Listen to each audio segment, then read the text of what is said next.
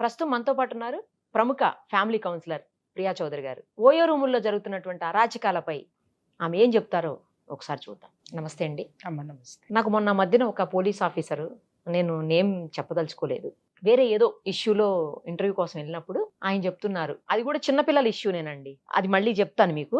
చిన్నపిల్లల ఇష్యూలోనే నేను ఇంటర్వ్యూ కోసం వెళ్ళాను. ఆయన ఆ సందర్భంగా ఇదేంటండి పిల్లలు అలా చేస్తున్నారు అన్నప్పుడు, మేడం మీకేం తెలుసు అసలు లోపల ఆ ఓయో రూముల్లో చిన్న చిన్న పిల్లలు వస్తున్నారు, అండర్ 18 అండర్ 16 వస్తున్నారు. ముకుందా జ్యువెలర్స్ తెలంగాణలో మొట్టమొదటి ఫ్యాక్టరీ అవుట్లెట్ మన కొత్తపేటలో ఫిబ్రవరి 14న గొప్ప శుభారంభం.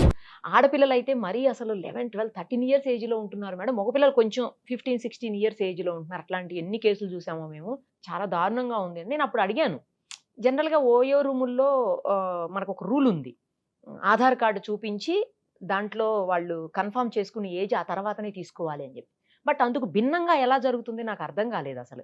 ఆయన కూడా ఇంక వదిలేండి మేడం, డెప్త్ ఎందుకు, డీటెయిల్స్ నేను కూడా చెప్పను, చాలా చూస్తున్నాం మేడం అని చెప్పి వదిలేశాడు. అసలు దీన్ని ఎలా తీసుకోవాలి, ఓయో రూముల్లోకి అంత చిన్న పిల్లల్ని ఎలా అలౌ చేస్తున్నారు, అది అర్థం కాని విషయం అసలు. మీరు అడిగారు, మీకు పోలీస్ ఆఫీసరే చెప్పారు, కారణాలు ఆయనకే తెలియాలిగా.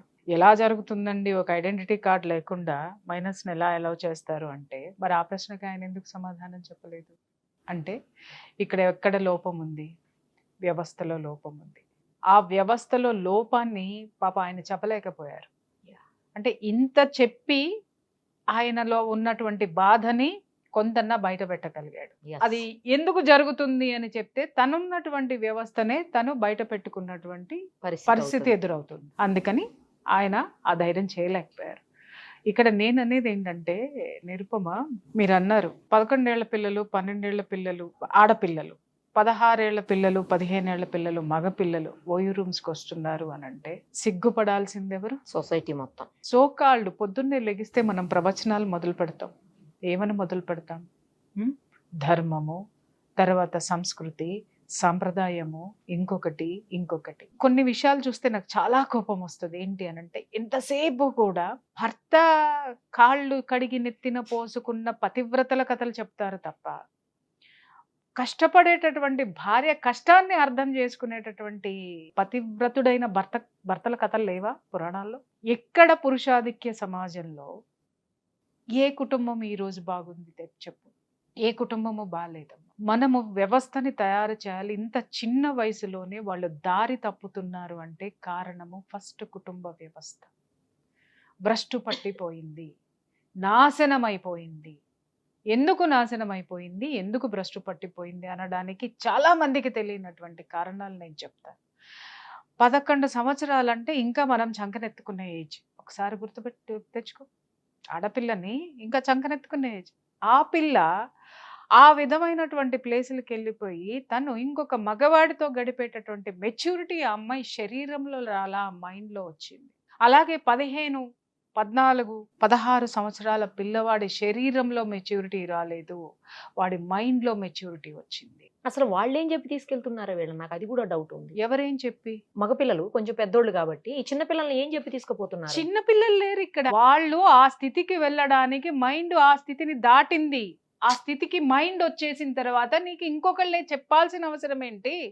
నువ్వు అదే స్థితిలో ఉన్నావు, నేను అదే స్థితిలో ఉన్నా, చలో అన్నాము, వెళ్ళాము. మైండ్ మేకప్ అయింది, నాట్ బాడీ. ఇక్కడ మనం ఏమనుకుంటామంటే, శరీరంలో ఈ విధంగా ఎందుకు ఇలా తయారైపోతున్నారు, వీళ్ళు ఏం చెప్పి తీసుకెళ్తున్నారు, వాళ్ళు అన్యాయం అయిపోతున్నారు. ఇక్కడ ఎవరు అన్యాయం అవ్వడం లేదు, మ్యూచువల్ అండర్స్టాండింగ్ తోటే వెళ్తున్నారు. బట్ వాళ్ళ వయస్సు కంటే వాళ్ళ ఆలోచనలు, వాళ్ళలో ఉన్నటువంటి ఆలోచనాత్మక ధోరణి, మెచ్యూరిటీ వాళ్ళ వయసుకు మించి రెట్టింపు వేగంతో ఎదిగిపోయింది. అందుకు కారణం ఈరోజు కుటుంబ వ్యవస్థ. ఎందుకు కుటుంబ వ్యవస్థ అంటే, నేను చాలా కౌన్సిలింగ్స్ చేశాను కాబట్టి నేను చెప్తున్నా. చాలా మంది ఆడపిల్లల్ని తీసుకొని వస్తూ ఉంటారు. చాలా మంది ఆడపిల్లలు అన్నావు కదా నువ్వు, అదే చెప్తున్నాను నేను. చాలా రిజిడ్ గా ఉంటారు, చాలా ప్రిజరిటీ తోటి ఉంటారు, చాలా ఎగోయిస్టిక్ గా. చిన్న ఏజ్ ఏనమ్మా, చిన్న ఏజ్ నుంచి పెద్ద ఏజ్ వరకు 25 వరకు కూడా. ఇప్పుడు నీకు 11 ఇయర్స్ పిల్లని తీసుకొని ఉంటే నీకు 22 ఇయర్స్ 25 ఇయర్స్ పిల్లల వరకు కూడా అదే మొండితనంతో ఉంటారు, రెక్లెస్నెస్ తోటి ఉంటారు, కేర్లెస్ గా ఉంటారు పేరెంట్స్ అంటే. ఈ పేరెంట్స్ నా దగ్గరికి ఏమి వచ్చి చెప్తారు, పాపం వాళ్ళు తండ్రి ఏమో ఒక పక్క నష్టాల పాలో కష్టాల పాలు అయిపోయి ఎట్లాగొట్ట జీవితాన్ని ఈదుకొస్తూ వీళ్ళని చదువు కోసం అప్పుల పాలు అయిపోతూ కూడా వాళ్ళని చదివిస్తూ ఉంటే వాళ్ళు అర్థం చేసుకోవట్లేదు. తల్లి చాలా పెద్ద పొజిషన్లో ఉంటుంది, లేదా తల్లి కూడా కష్టపడుతూ అప్పులు తీర్చుకుంటూ వీళ్ళని సాదుకుంటూ వీళ్ళకి చదువులు చెప్తున్నా కూడా నా బిడ్డ ఇలా అయిపోయిందండి, ఇదిగో ఈ వయసుకే మగపిల్లలతోటి మాట్లాడుతుంది, ఈ వయసుకే ఇలా అయిపోతుంది, బాయ్ ఫ్రెండ్స్ ఉన్నారు, 13 సంవత్సరాలు 12 సంవత్సరాలు 14 సంవత్సరాలు అని అంటే మొదట్లో వాళ్ళు చెప్పింది విన్న తర్వాత చాలా జాలేసింది పేరెంట్స్ మీద. సో నేను ఆ పిల్లల్ని కూర్చోబెట్టి, అదేంటమ్మా ఇన్ని త్యాగాలు చేస్తున్నారు నీ పేరెంట్స్, ఇది ఉండదు అనంటే వాళ్ళు ఇలానే కూర్చుని ఏం మాట్లాడరు. వాళ్ళ కళ్ళల్లోకి చూస్తే ఒక ఆవేదన కనిపిస్తుంది.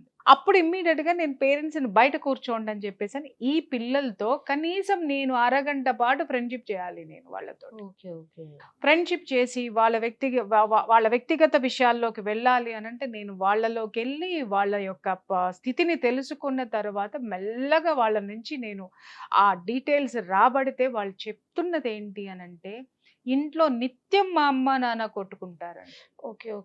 ఎందుకంటే అమ్మ హై పొజిషన్ లో ఉంది, నాన్న లాసుల్లో ఉన్నారు. అమ్మ ఎప్పుడు నేనే కష్టపడుతున్నా, నేనే పోషిస్తున్నా, నీకేం చేత కాదని నాన్న అంటది. నాన్నేమో నువ్వు వాళ్ళతో తిరుగుతున్నావు, వీళ్ళతో తిరుగుతున్నావు, నువ్వు అట్లా అని చెప్పేసి అని వీళ్ళిద్దరూ ఎప్పుడు కొట్లాడుకుంటూ ఉంటారు అని ఒక కథ చెప్తారు. ఒక కథ. ఇంకొక కథ ఏంటి అని అంటే, మా నాన్న పెద్ద బిజినెస్ మ్యాగ్నెట్ అండి, వ్యాపారస్తుడు, ఆయనకి బోల్డ్ మంది గర్ల్ ఫ్రెండ్స్ ఉన్నారు. మా అమ్మ 24 hours మేము ఇంటికి వెళ్ళాము అంటే మా నాన్న ఎవరితో తిరుగుతున్నాడు, ఏం చేస్తున్నాడు, ఏమైతున్నాడు, ఇదే మా నాన్నని తిడుతూ ఇదే గొడవ మా ఇంటికి వెళ్ళేసరికి అమ్మ ప్రేమ అనేటటువంటిది మేము చూడలేదు. తర్వాత నాన్న వచ్చిన తర్వాత అమ్మకి ఈ విషయం తెలిసిన తర్వాత కొట్టుకోవటం, తిట్టుకోవటం, నానా గోల, ఇవన్నీ మా ముందే బూతులు మాట్లాడుకోవడం ఇవన్నీ జరుగుతున్నాయి. కొంచెం కూడా మాకు మనశ్శాంతి అనేది లేదు. అది ఒక స్టోరీ. అయితే ఇంకొక స్టోరీ ఏముంటుంది అని అంటే, ఇప్పుడు ఏదైనా వచ్చి ఇతను లాస్ అయితే కనుక నీ పుట్టింటి వాళ్ళు ఆదుకోలేదు, లేదా పుట్టింటి వాళ్ళని దుయ్యబట్టడం, ఇటు అత్తింటి వాళ్ళని దుయ్యబట్టడం, వీళ్ళు కొట్లాడుకోవడం. అరే పిల్లలు ఎప్పుడు ఇంటికి వెళ్దామా అని ఎదురు చూడడం మానేసి ఇల్లు తప్ప ఎక్కడికి వెళ్దామా అనేటటువంటి సిచ్యుయేషన్కి ఈ రోజు కుటుంబ వ్యవస్థ ఆడపిల్లల్ని మగపిల్లల్ని రోడ్డు మీద పెట్టేశాయి. ఇక్కడ ఏం జరుగుతుందంటే, ఇప్పుడు నువ్వన్నావు మెచ్యూరిటీ రెట్టింపు ఎట్లా ఎదిగిందమ్మా, అది మనం ఇప్పుడు మాట్లాడుకోవాలి. ఇప్పుడు నువ్వు ఈ 11 ఏళ్ల పిల్లకి తల్లి కూర్చోబెట్టి, చూసావా మీ నాన్న దాంతో పోయాడంట, దీంతో పోయాడంట, అట్లా చేశాడు, ఇట్లా చేశాడు, నువ్వు మాట్లాడాలి, నువ్వు అర్థం చేసుకోవాలి, నువ్వు ఎదిరించాలి అని చెప్పేసి పిల్లకి మెల్లమెల్లగా ఇంజెక్ట్ చేస్తారు. ఎవరు? తల్లి చెయ్యదు. తల్లి చుట్టూ ఉన్నటువంటి వాళ్ళు అమ్మమ్మలో లేకపోతే మేనమావలో మేనత్తలో ఈ పిల్లకి ఎక్కువ అంటే నువ్వు ఆలోచించాలి, నువ్వు ఇంటికి నువ్వే పెద్దదానివి, నువ్వే చక్కబెట్టాలి, మీ నాన్న నువ్వే దారిలో పెట్టాలంటే మెల్లగా ఆ పిల్లలు ఏమవుతుందంటే పెద్దరికం అనేది వయసుకి మించినటువంటి పెద్దరికాన్ని తెచ్చి పెట్టుకుంటూ ఉంటుంది. తెచ్చి పెట్టుకుంటూ ఉన్నటువంటి ఆ పెద్దరికము నాన్నని క్వశ్చన్ చేయటం దగ్గర నుంచి స్టార్ట్ చేసి, నాన్నని అదుపులో పెడితే నాన్నని ఒక మాట అనగానే నాన్న కొడతాడు, లేదా నాన్న తిడతాడు, లేదా కూతురు అంటే ప్రేమ ఉంటే నాన్న భయపడతాడు. అలా నాన్నని కంట్రోల్లో పెట్టాలి అని ఈ అమ్మాయి కొంచెం ఇనిషియేట్ తీసుకుని ఆ ఇంట్లో ఉన్నటువంటి పరిస్థితులను ఇనిషియేట్ తీసుకుంటూ అక్కడితోటే ఆగిపోతుందా వాళ్ళ మెచ్యూరిటీ? నాన్న కూడా అమ్మ గురించి చెప్తాడు, నువ్వు కూడా అమ్మకి చెప్పు, అమ్మకి ఇట్లా ఉండమని చెప్పు. ఇదే పెద్దరికం అన్నమాట. ఈ 11 ఏళ్లదే పోయి అమ్మకి చెప్తూ ఉంటది. అది చెబుతూ అటు నుంచి ఇటు నుంచి అటు వాళ్ళకి చెప్పి సర్ది చెబుతూ దీనికి వయసుకు మించినటువంటి మాటలు, వయసుకు మించినటువంటి ఆలోచనలు చేయాల్సినటువంటి పరిస్థితి అక్కడ వచ్చేస్తుంది. అయితే కుటుంబంతో ఆగిపోతుందా ఆలోచన? మెచ్యూరిటీ పెరిగిన తర్వాత ఏమవుతుంది? దానికి మించి అక్కడితో ఆగరు పిల్లలు, మిగిలిన వాటి వైపుకి అదే ధోరణితోటి వెళ్ళిపోతారు.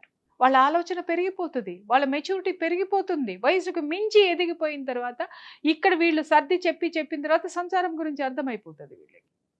అలాగే ఎంత చెప్పినా వీళ్ళిద్దరూ ఒకటి కారు, కొన్ని చోట్ల ఎంత చెప్పినా ఒకటి కారు, లేదా ఎంత జరిగినా కూడా ఇంకొక ప్రెషర్ చెప్తా. ఇది కుటుంబ వ్యవహారాలు. ఇంకొకటి ఏంటంటే, తండ్రి ఒక సాఫ్ట్వేర్ కంపెనీ CEO, తల్లి ఇంకెక్కడో ఏదైనా ఒక గవర్నమెంట్ ఆఫీసరు.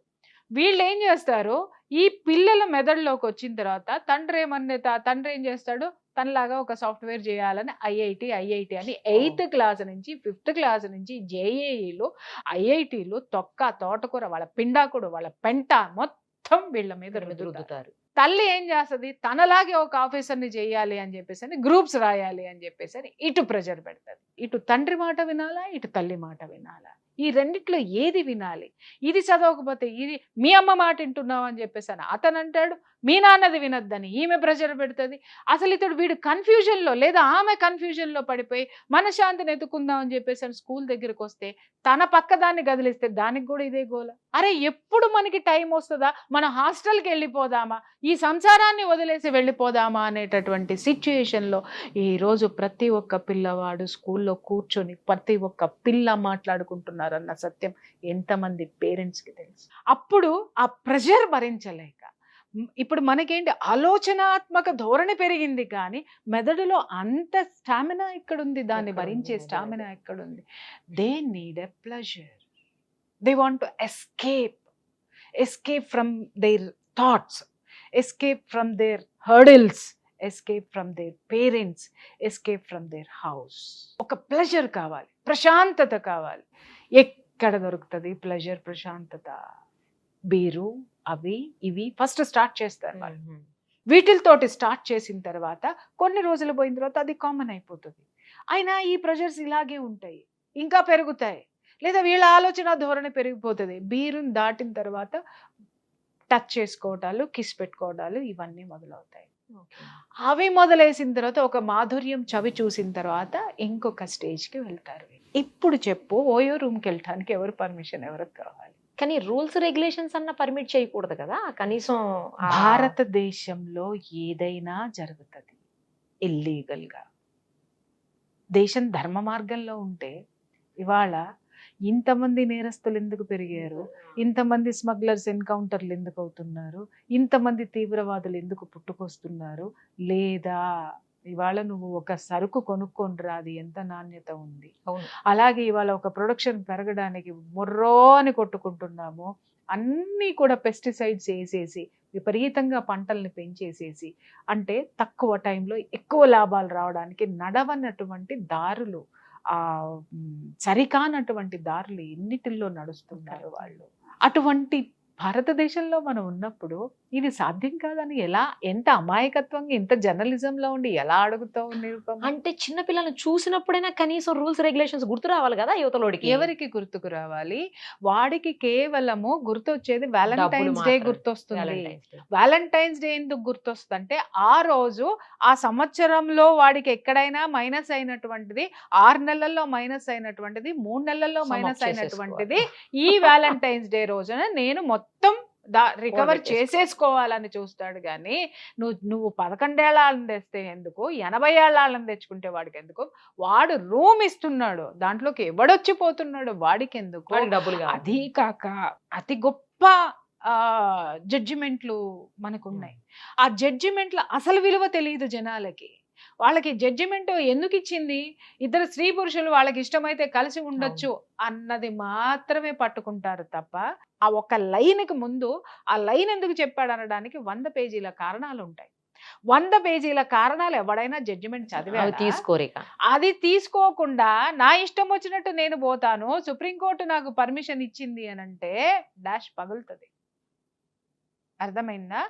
ఆ ఒక్కదాన్ని ప్రపంచానికి చూపించి ఎంతమంది కాపురాల్ని తీసే ఆడవాళ్ళు ఉన్నారు, ఎంతమంది కాపురాలు కూల్చుకునే మగవాళ్ళు ఉన్నారు, ఎంతమంది ఇది అడ్డం పెట్టుకొని వ్యాపారాలు నడిపేటటువంటి హోటల్ రూమ్స్, ఓయో రూమ్స్ ఉన్నాయి. ఏది చేత కాదు ఈరోజు నిరుపమ, ఏదైనా సాధ్యమే. ఇప్పుడు మొన్న ఒక సినిమా వచ్చింది, అది ఏం సినిమా? అది KGF.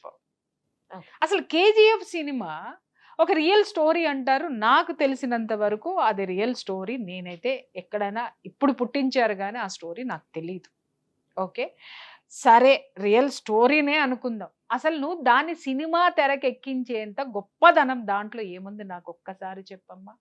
విపరీతమైన గ్యాంగ్ వార్లు, దాంట్లో వాడు బంగారు గని కోటకి వెళ్ళిపోయి దాన్ని సాధించేసి పేదలకు ఏమన్నా అన్నదానం చేశాడా, విద్యాలయాలు ఏమన్నా కట్టాడా, లేకపోతే దేశానికి ఇంకేమన్నా చేశాడా, లేకపోతే ప్రాజెక్టులు ఏమన్నా నిర్మించాడా? లేదు. వాళ్ళ అమ్మకి బంగారం ఇస్తానన్నాడు కాబట్టి ఆ గనుల్లోకి వెళ్ళాడు, అంతమందిని చంపాడు, తను క్రిమినల్ అయ్యాడు. చివరికి అంత బంగారం అందుకోవడానికి వాళ్ళ అమ్మ ఉందా? వాళ్ళ అమ్మ ఎప్పుడో చనిపోయింది. చనిపోయిన అమ్మ కోసం క్రిమినల్ అవ్వడం అనే కాన్సెప్ట్ నువ్వు ఎలా చూపిస్తావు? ఏ కారణంతో అది సమంజసమైంది? దాంట్లో గన్నులు చూపించాడు, హీరోయిజం చూపించాడు, దాంట్లో హింస చూపించాడు, యూత్ అట్రాక్ట్ అయ్యారు. దీన్ని ఎవడైనా సెన్సార్ వాళ్ళు ఏం చేస్తున్నారు? నువ్వు అన్నావు కదా 11 ఏళ్లను ఎలా ఎలా చేస్తారని. నేను అడుగుతున్నా, సెన్సార్ బోర్డు ఉంది ఇక్కడ నీకు రూల్స్ ఉన్నాయి. సెన్సార్ బోర్డు దీన్ని ఎలా అలౌ చేస్తుంది? ఏ కారణంతో మీరు ఇది తీస్తారు, ఈ హింసను ప్రోత్సహిస్తారని అడిగేటి వాళ్ళు ఎవరున్నారు? ప్రశ్నించేవాడు ఉన్నా ఇంకొక గొంతుక కలిపేవాడు లేకపోవడం వల్ల నువ్వు ఏమైనా చేయొచ్చు, ఏదైనా జరుగుతుంది ఇక్కడ. అది గుర్తుపెట్టుకో. పిల్లలు ఈ రోజు ఇంత భయంకరంగా తయారవుతున్నారు అనంటే కారణం కుటుంబ వ్యవస్థే. ఆ కుటుంబ వ్యవస్థ ఒక నైతిక విలువలు లేవు. బంధం పట్ల వాడు ఆ కుటుంబానికి సంబంధించినటువంటి ఆడకి కానీ మగకి కానీ ఒక ధర్మం అనేది తెలియదు, ఒక వ్యవస్థ అనేది తెలియదు, బాధ్యతలు అంతకంటే లేవు. కుక్కల్లాగా కొట్లాడుకుంటూ. ఎప్పుడైనా సరే గుర్తుపెట్టుకోమ్మా, పిల్లలకి మన ప్రేమని ఇవ్వాలి తప్ప మన ఆలోచనల్ని ఇవ్వకూడదు. సలహా ఇవ్వచ్చు, గైడ్ చేయొచ్చు తప్ప గైడ్ చేస్తున్న నువ్వు నీ లోపల ఉన్నటువంటి లక్ష్యాలని, టార్గెట్స్ని, నీకున్న కోరికల్ని వాళ్ళ మీద రుద్దేసి నేను I'm your guide, I'm your ఇది అంటే వాళ్ళు భయంకరంగా ఎదురు తిరుగుతారు. ఇవే జరుగుతాయి ఈరోజు. ఈ సందర్భం ఇంకొక విషయం చెప్పాలండి. యాక్చువల్లీ ఒక పెద్ద సో కాల్డ్ స్కూల్స్ 2 కూడాను మన గచ్చిబౌలి ఏరియాలో ఉంటాయి. ఆ స్కూల్కి సంబంధించినటువంటి 15 మంది పిల్లలు 6th క్లాస్ నుంచి ఆల్మోస్ట్ 9th 10th క్లాస్ పిల్లల వరకు కూడా 15 మందిని ఈ సిగరెట్స్ కాలుస్తుంటే పోలీసులు కౌన్సిలింగ్ పిలిచారు. అసలు ఈ సిగరెట్స్ మనకి బ్యాన్ కదా, ఈ సిగరెట్స్ ఎట్లా వచ్చాయి అనేది ఒక క్వశ్చన్ అయితే, నాకు ఆ రోజు పోలీస్ ఆఫీసర్ చెప్పిన దానికి చాలా ఆశ్చర్యం అనిపించిందండి. ఆయన ఏం చెప్పారంటే, అసలు ఎట్లా వస్తాయి సార్ వాళ్ళ దగ్గరికి, వాళ్ళకి అంత ఇప్పుడు అవి కాస్ట్లీ ఉంటాయి, కనీసం 5,000 ఏమో మినిమం అంటది సిగరెట్. అంతంత డబ్బులు ఎక్కడి నుంచి వస్తాయి వాళ్ళకు? చిన్నపిల్లలు కదా, 6th క్లాస్ అంటే ఎంత అండి, 11 years బాగా అయితే. ఆ పిల్లలకి ఎట్లా వస్తాయి అంత డబ్బులు అంటే, ఏంటి మేడం వాళ్ళ పాకెట్ మనీ ఎంతో తెలుసా అని అడిగారు నన్ను ఆయన పోలీస్ ఆఫీసర్. ఎంత ఉంటుంది సార్ అంటే 1 lakh మేడం పర్ మంత్ అన్నారు. అంతే. నేను షాక్ తిన్నాను. చాలా మందికి శాలరీస్ కూడా ఉండవు కదండి, 1 month కి 1 lakh శాలరీ. నీకుండవమ్మా, కానీ పేరు మోసిన స్కూల్స్ లో ఉన్న వాళ్ళ పిల్లలకి ఉంటాయి. నీ పిల్లోడికి ఉండదు, నా పిల్లకి ఉండదు. ఇంత దారుణమా? 1 lakh పాకెట్ మనీ 1 lakh ఏంటండి? 1 lakh అంటే ఇక్కడ వాళ్ళ యొక్క బడాయి చూపించుకోవడానికి ఇస్తున్నారు, కానీ చివరికి వాళ్ళ పిల్లల్ని దేశానికి ఎందుకు పనికి రాకుండా తయారు చేస్తున్నారు. చివరికి వాళ్ళే పనికిరారు అన్న విషయము వీళ్ళకి తెలియడం లేదు. 1 lakh ఎందుకు ఇస్తున్నారు అని అంటే, నువ్వేమనుకుంటున్నావు? ఇవాళ రెస్టారెంట్స్ లో కొన్ని రెస్టారెంట్స్ లోకి వెళ్ళు, ఒక్కసారి నువ్వు వెళ్ళి ఒక బఫెట్ తిని వచ్చావంటే 5,000 ఒక బఫెట్. ఎందుకు ఉంది 5,000 అంటే వాళ్ళలాంటి వాళ్ళ కోసం. ఇవాళ ప్రతిదీ రేట్లు ఎందుకు పెరిగాయి అంటే వీళ్ళ లాంటి వాళ్ళ కోసం పెరిగాయి. ఎందుకున్నాయి? మన మిడిల్ క్లాస్ భరించలేదమ్మా, మన మిడిల్ క్లాస్ భరించలేదు. బట్ ఎందుకున్నాయి ఇవన్నీ? ఎవరు తింటాడా? నాకు ఎప్పుడు అనిపిస్తుంది, ఇంత కాస్ట్ పెట్టి ఎవడు తింటాడు? నువ్వు అందాక ఎందుకు ఇక్కడ మన జీవికే మాల్లో హార్డ్ రాక్ అని ఉంటుంది ఒక హోటల్. జస్ట్ నువ్వు 11 o'clock అయింది కదా, ఇప్పుడు నువ్వు వెళ్ళి చూడు, 16 years పిల్లలు వచ్చి అక్కడ దమ్ము కొడతారు, మందు కొడతారు. పొద్దున్నే బ్రష్ చేసుకొని వచ్చేస్తారేమో అనిపించింది నాకు. వాళ్ళ అవతారాలు కూడా అట్టగే. ఆ స్మోక్ జోన్ లో సిగరెట్ తాగేసి వస్తారు, ఇక్కడ కూర్చొని ఆ బీరో మరి ఏదో బీరో బారో ఏది ఏం సస్తుందో తెలియదు ఎదురుగుండా పెట్టుకొని తాగుతారు. హ్యాపీ. ఎవరిస్తున్నారు? ₹1,00,000 ఏం చేస్తున్నారు అని అంటున్నావేంటి? ₹1,00,000 ఎందుకు పనికొస్తుంది? అక్కడ నువ్వు ఒక్కసారి ఆ బార్ లో నువ్వు బిల్లు కట్టి బయటికి రావాలి అని అంటే 25,000 ఒక రోజుకి అవుతుంది. దీనికి రోజుకి 25,000 కావాలి, నెలకి ఎన్ని లక్షలు కావాలి? 1,00,000 అంటే మరి 6th క్లాస్ పిల్లలకు కూడా 1,00,000. నేను వాళ్ళ గురించే చెప్తున్నాను. నేను వాళ్ళే ఉంటారు అక్కడ, వెళ్ళండి. ఇంకా చాలా ఉన్నాయి, అదొక్కటే లేదు, ఇంకా చాలా ఉన్నాయి. అయితే గవర్నమెంట్ ఒక రకంగా మంచి పని చేసింది అనుకోవాలండి. హుక్కా సెంటర్స్ మొత్తం క్లోజ్ చేసేసింది, హుక్కా సెంటర్లకు వెళ్ళే పరిస్థితి నువ్వు భలే చెప్తున్నావు నిరుపమ. అంతేనా? అది సెంటర్లు లేవేమో కానీ హుక్కాలు ఉన్నాయి. అంతేనా? ఉన్నాయి.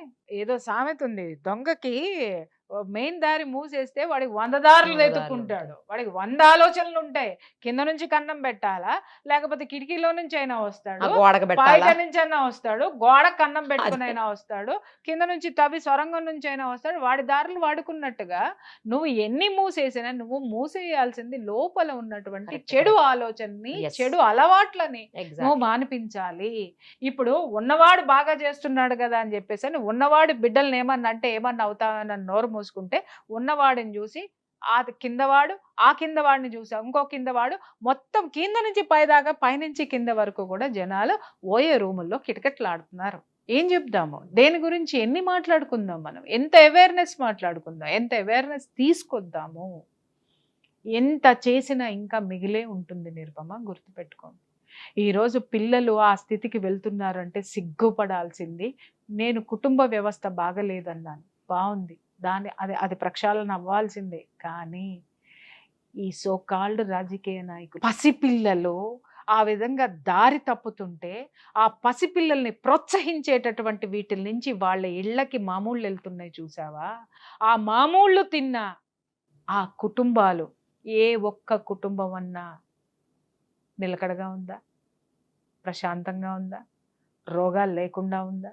వ్యవస్థ ప్రక్షాళన కావాలి అని అంటే మనం ఇలా చర్చలు పెట్టుకుంటే సరిపోదు, చర్యలకి పూనుకుంటేనే అది సాధ్యమవుతుంది. ఇలా వ్యాలంటైన్స్ డేలో వచ్చినప్పుడు ఒకప్పుడు పెద్దవాళ్ళందరూ పార్కుల్లోకి పోతుంటే విహెచ్పి వీళ్ళు విశ్వ హిందూ పరిషత్ వాళ్ళు వచ్చి వాళ్ళకి తాళి కట్టించేవాళ్ళు. అవును, వెంటనే ఇంకొక గ్యాంగ్ తయారైపోయి వాళ్ళు ఇష్టం వచ్చినట్టు తిరుగుతారు, వాళ్ళు మేజర్లు, వాళ్ళు చేసుకుంటారు. నువ్వెవడు పెళ్లి చేయడానికి నువ్వెవడవే, నేనెందుకు చేసుకుంటా. అక్కడ చాలా గొడవలు చూసాం. వాళ్ళు పెళ్లి చేయడానికి వెనక ఒక కారణం ఉంది. ఆ కారణాలు మాట్లాడకుండా మిగిలిన చెత్తంతా మాట్లాడారు సోకాళ్ళు మేధావులందరూ కూడా. వాడు పెళ్లి చేసుకోరా అంటే నేను పెళ్లి చేసుకోను అంటాడు ఒకడు. అరే తాళి కట్టించుకోవే అంటే ఇది తాళి కట్టించుకోని అంటది. ఎందుకు కట్టించుకోరంటే మేము ప్రేమించుకుంటాం అంతే, పెళ్లి చేసుకుంటానికి కాదంటది. అంటే వ్యవస్థ ఏంటి, వాళ్ళు చూపించదలుచుకున్నది అది. వీళ్ళు స్వచ్ఛమైన ప్రేమికులు కాదు, కామవాంఛతోటి బలిసి తిరుగుతున్నారు. ఇలా తిరుగుతుంటే మన ఇంట్లో ఉన్న పిల్లలు కూడా వీళ్ళు లాగేస్తారు, మన పిల్లలు నాశనం అవుతారు అనేటటువంటి కాన్సెప్ట్ తోటి వాళ్ళు దిగారు. అయితే ధైర్యమని వీళ్ళు లేచేసి మీరెవరు తాళి కట్టడానికి, మీరెవరు ఇది చేయడానికంటే ఇవాళ అదే మీరు అడ్డుకున్నటువంటి అదే వాయిస్లు ఈరోజు 11 సంవత్సరాల పిల్లలు ఓయో రూముల్లోకి వెళ్తున్నారు. మేధావుల్లారా దయచేసి దాని గురించి కూడా మాట్లాడండి. దయచేసి ఐఎమ్ రిక్వెస్టింగ్ యూ ఆల్.